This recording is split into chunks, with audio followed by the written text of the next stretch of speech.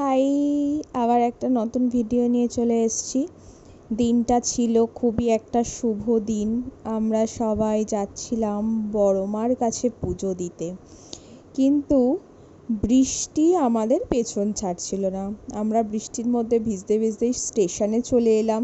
স্টেশনে দাঁড়িয়ে দাঁড়িয়ে ভাবছি বৃষ্টিটা কখন কমবে।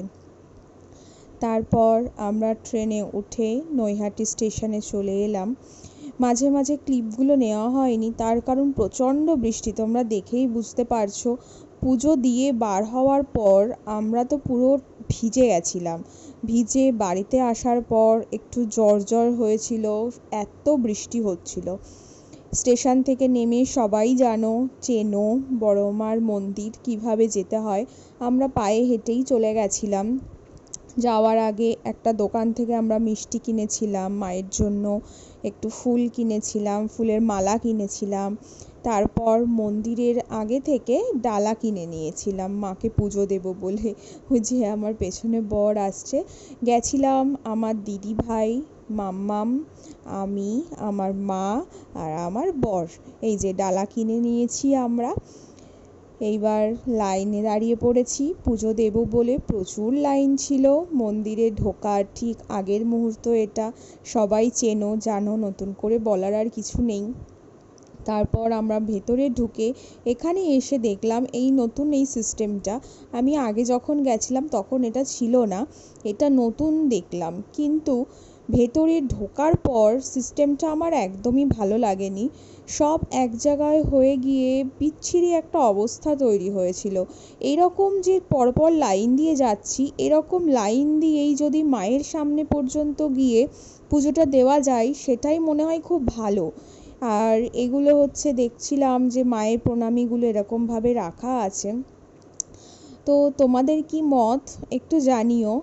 ভেতরে ঢোকার পর এত ক্যাওয়াস সৃষ্টি হয়েছে, আমরা পুজোটা ঠিকঠাকভাবে দিতেই পারছিলাম না।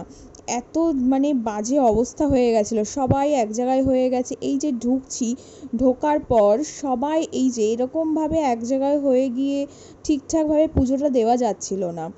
যাই হোক, তারপর আমরা পুজো দিলাম, মায়ের দর্শন করলাম, বড় মার দর্শন। মনের যা ইচ্ছা মাকে বললাম। বলার পর মা সবাইকে ভালো রেখো, সব কিছু যেন ভালো হয়, এটাই মাকে বললাম।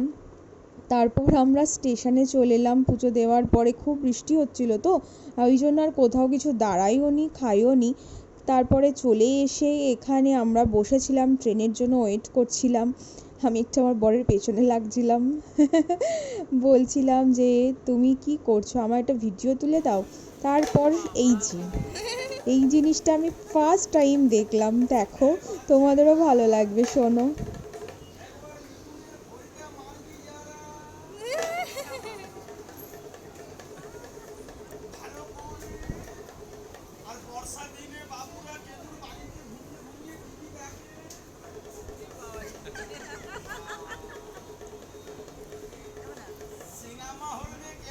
কি সুন্দরভাবে করছিল, আমাদের খুব ভালো লাগছিল, মজা আসছিল। আমি প্রথম দেখেছি এরকম, কোনোদিনও আগে দেখিনি। যেরকম যেরকম বলছে ও সেরকম সেরকম করছে।